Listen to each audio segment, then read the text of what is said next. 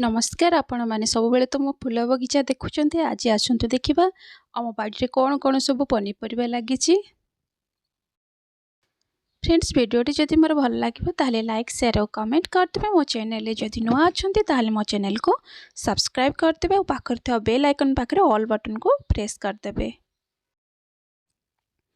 शीत दिन आरंभ हबा आगरु देखंतु गछ गुडे बाइगण गछ रे बाइगण सब फळिलाणी।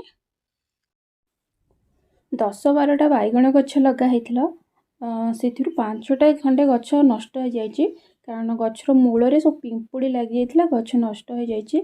आ जेतिके एटा गछ बंची देखंतु केते सुंदर फल आसिलाणी। एते माने फल गछ बहुत छोट अछि हेले फल बहुत बड़ साइज र आछि तो गछर डाळ को भांगी दोछि।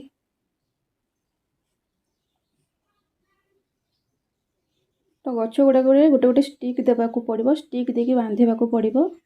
ये लंका गछ लगी एटी भी फूल आसिला देखु फूल कड़ आसी।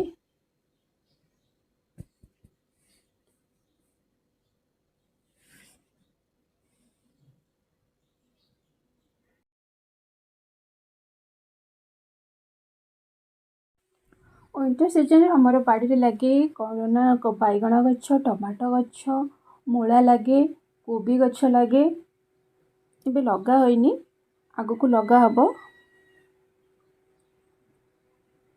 गाजर भी लगे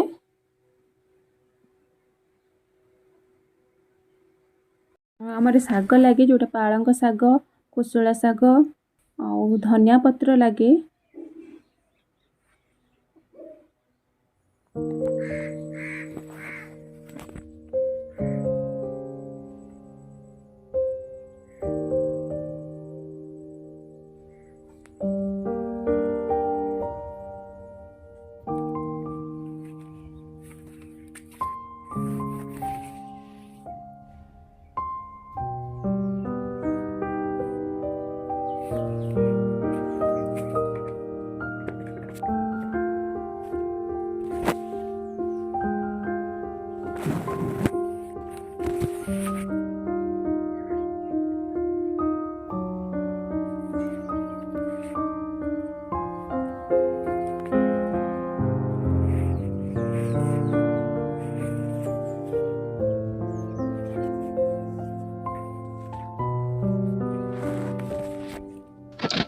गछ गुड़ी को न भांगा देखु स्टिक दिया है गला बे।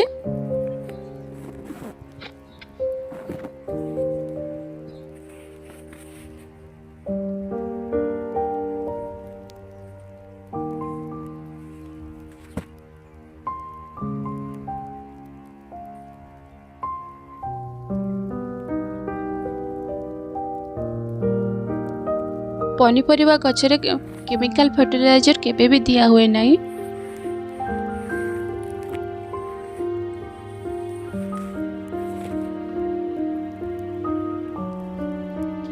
जहाँ भी दिया हुए ऑर्गेनिक फर्टिलाइजर हेले हमर गार्डन सॉइल रे कोन हेछि ना ऑर्गेनिक फर्टिलाइजर सब मिक्स हे कि अछि तो हमें एक्स्ट्रा किछि भी एबे दिया होई ना ये गछरे।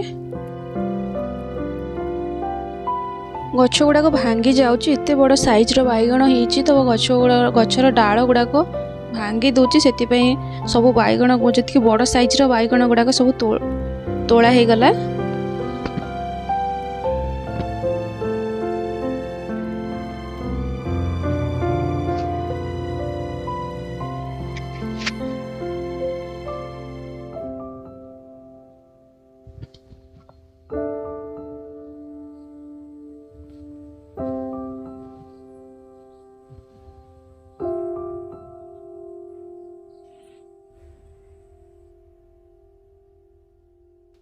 आईटा देखु बाड़ी रे पड़ी छोट कखारु गोटे यहाँ तले फली बाड़ी पटे गोटे आजबेस्ट घर अच्छी ता ऊपर आहरी फली सीटा तो देखे हेनी वीडियो रे।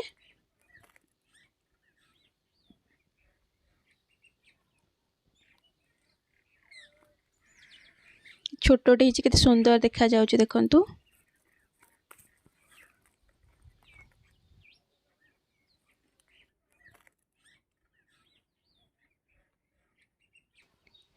ଆଉ ବାଡ଼ିରେ ଲାଗିଛି 4ଟା ଅମୃତଭଣ୍ଡା ଗଛ। ଆଉ ସବୁ ଗଛରେ ଭର୍ତ୍ତି ହେଇକି ଅଛି ଫଳ।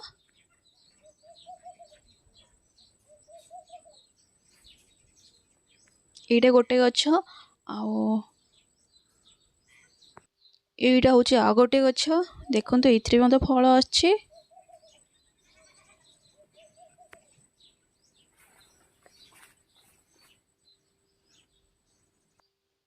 ଏଇଟା ଆଉ ଗୋଟେ ଗଛ, ଦେଖନ୍ତୁ ପେନ୍ଥା ପେନ୍ଥା ହେଇକି ଏଥିରେ ଫଳ ଅଛି।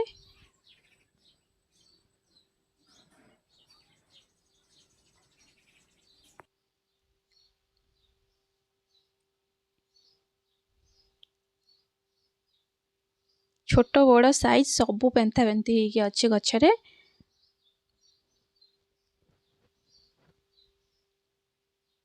ଆଉ ଏଇଟା ଆଉ ଗୋଟେ ଅମୃତଭଣ୍ଡା ଗଛ। ଦେଖନ୍ତୁ ଆମେ ବର୍ଷ ସାରା କେବେ ବି ଅମୃତଭଣ୍ଡା ବାହାରୁ ଆମର କିଣା ହୋଇକି ଅଣା ହୁଏ ନାହିଁ।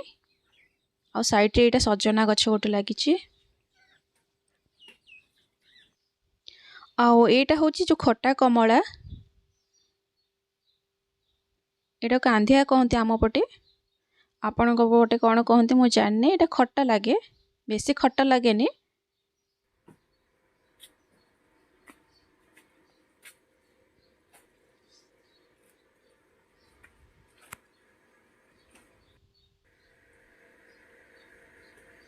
ଆଉ ଏଇଟା ଦେଖନ୍ତୁ ନଡ଼ିଆ ଗଛରେ ନଡ଼ିଆ ଫଳିବା ଆରମ୍ଭ କରିଦେଲାଣି। ଛୋଟ ଛୋଟ ସାଇଜର ନଡ଼ିଆ ହେଇଛି।